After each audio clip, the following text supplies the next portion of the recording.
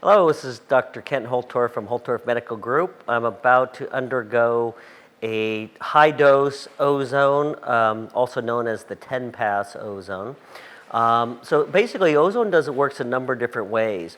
It not only basically breaks down to oxygen and water, so you're going to oxygenate the tissues at much higher level, which is great for killing Lyme, other bacteria, viruses, but it also modulates the immune system. So especially with Lyme, you get basically not low immunity, not high immunity, but a dysfunctional immune system. And you have two sides of your immune system, Th1 and Th2. Th1 gets stuff inside the cell, Th2 outside the cell. Now what Lyme does is, with the Th2 immunity, it's very inefficient. It doesn't work very well at killing intracellular infections.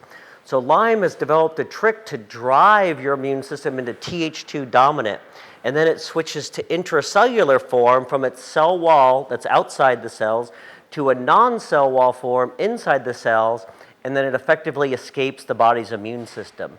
So if you can bring that basically Th2 down, which is causing your symptoms and the inflammation and the achiness and cognitive dysfunction, but increase your Th1, which is the good immune system that can actually effectively kill an intracellular organism, that's where you're going to get benefit from treatment and be able to eradicate the infection. So that's one of the mechanisms that ozone works through, and ozone effective against especially intracellular bacteria and viruses. So that's what we're going to be doing. Standard ozone's great. With the high dose, it's just so much better. And oftentimes we'll have people feeling better during the infusion. So it's a great addition to the multi-system treatment of Lyme.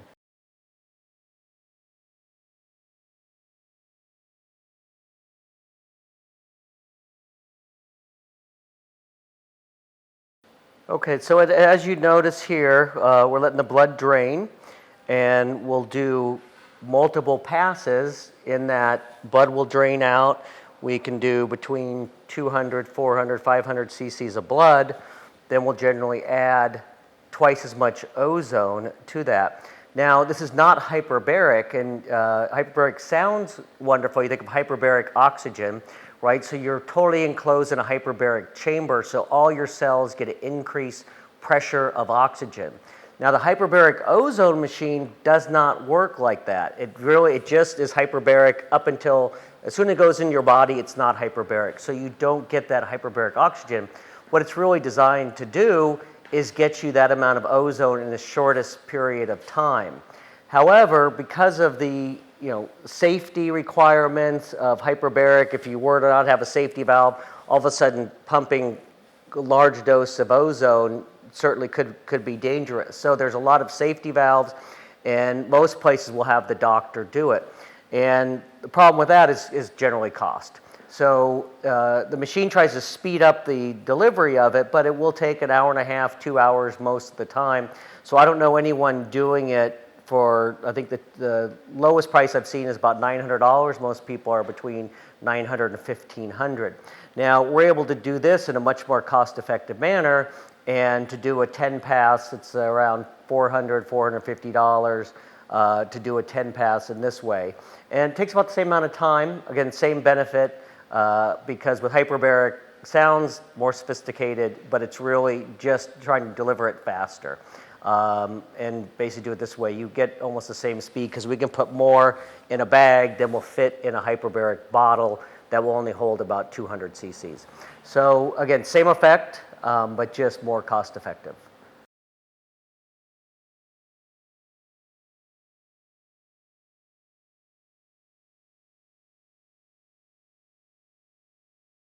So people wonder, okay, what am I going to feel during this? What after? What about side effects? And in terms of effectiveness, it's variable. Some people, again, as I mentioned, during the treatment, they're feeling so much better. And these are even people that have been through numerous treatments. Other times it's variable. You may need one treatment, you may need multiple treatments to get an effect. Typically, we start low. We don't go right to 10 pass because it can basically from die-off get what's called a Herxheimer effect, which is die-off. You get increased cytokines production, inflammation. from that die-off.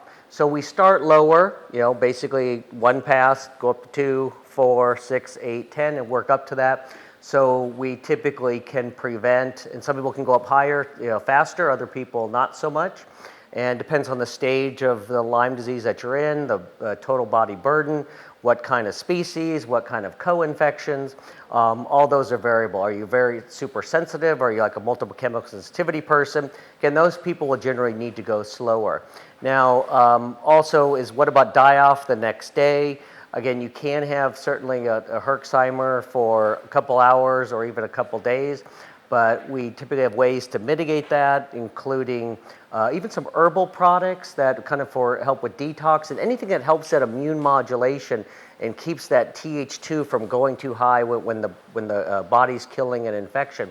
Glutathione, very effective, low-dose naltrexone, some of the peptides like thymosin beta-4, really reducing inflammation. Inflamapep is a great treatment, a peptide that's really lowering, again, that Th2. So we use peptides to basically target the different parts of the immune system so we can get that perfect balance of increasing Th1 and lowering Th2.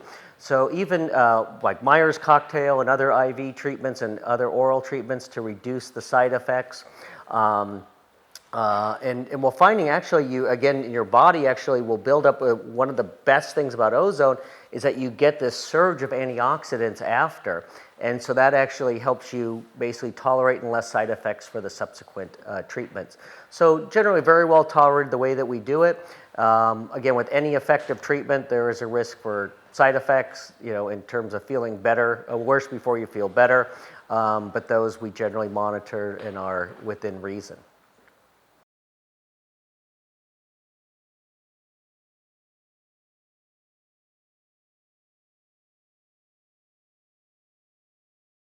There are some limitations doing ozone. You do need a fairly decent vein size to allow the blood to come out. But the nice thing is with doing it this way, it doesn't wreck the veins.